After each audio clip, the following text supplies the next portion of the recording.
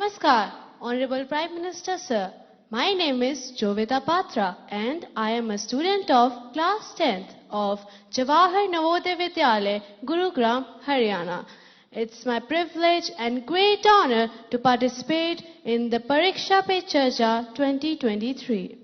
Honorable Prime Minister Sir, my question to you is, being an average student, how can I focus on my studies? Kindly guide me on this issue. Thank you, sir. धन्यवाद जोविता। माननीय प्रधानमंत्री जी, जोविता पात्रा एक average student आपसे exam में कैसे बेहतर करे इसके बारे में आपसे मार्गदर्शन चाहते हैं। कृपया उनका मार्गदर्शन करें। माननीय प्रधानमंत्री जी। सबसे पहले तो मैं आपको बधाई देता हूं कि आपको पता है कि आप एवरेज हैं।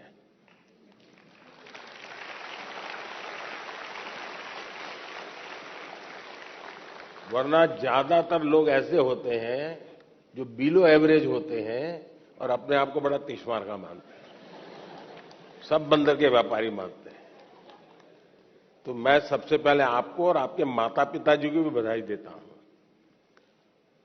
एक बार आपने इस सत्य को स्वीकार कर लिया कि हां भी मेरी एक क्षमता है, मेरी स्थिति है,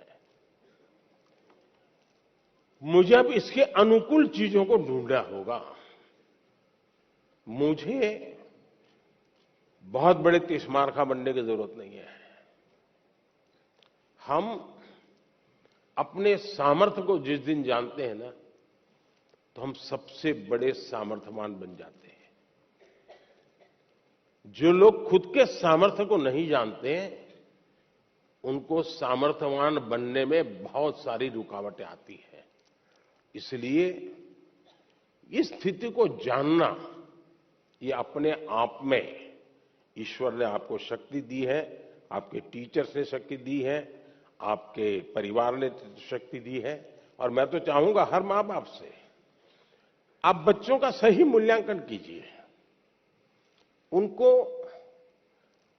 उनके अंदर हीन भावना पैदा होने मत दीजिए, लेकिन सही मूल्यांकन कीजिए।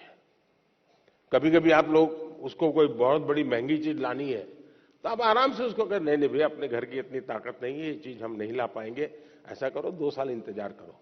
तो उसमें कुछ बुरा नहीं है। अगर आप घर की स्थिति के संबंध में बच्चे से एनालिसिस करते हैं तो उसमें कुछ बुरा नहीं है।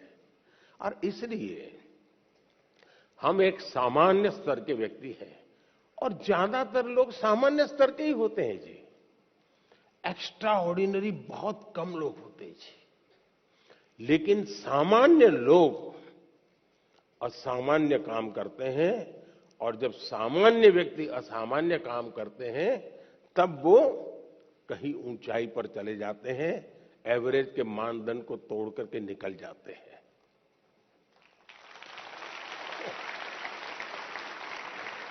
और इसलिए हमें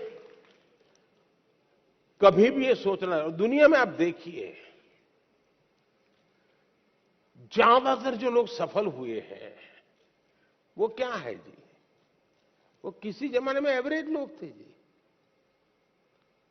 असामान्य काम करके आए हैं, बहुत बड़ा परिणाम लेके आए हैं। अब आपने देखा होगा इन दिनों दुनिया में पूरे विश्व की आर्थिक स्थितियों की चर्चा हो रही है।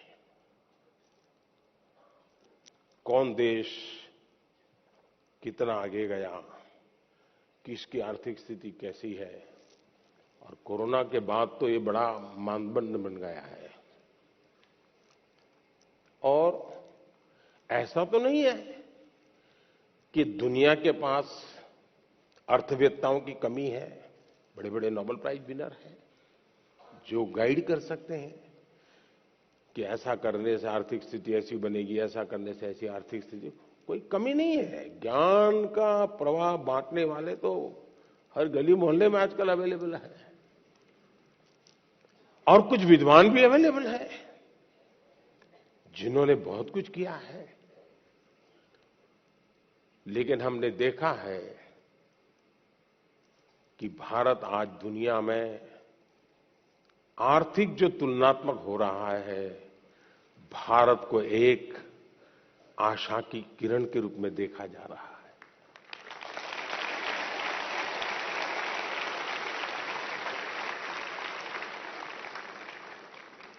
आपने 2-3 साल पहले देखा होगा, हमारी सरकार के विषय में यही लिखा जाता था कि इनके पास कोई इकोनॉमिस्ट नहीं है, सब एवरेज लोग हैं, प्राइम मिनिस्टर को भी इकोनॉमिक्स का कोई ज्ञान नहीं, ऐसा ही लिखा जाता था।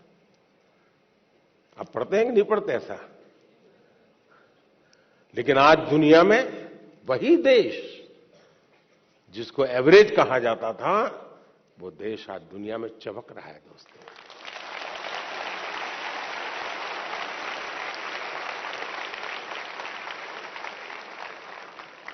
और इसलिए हम इस प्रेशर में न रहे दोस्तों कि आप एक्स्ट्रा ऑर्डिनरी नहीं है, और दूसरी बात, आप एवरेज भी होंगे, आपके भीतर कुछ न कुछ तो एक्स्ट्रा ऑर्डिनरी होगा ही होगा।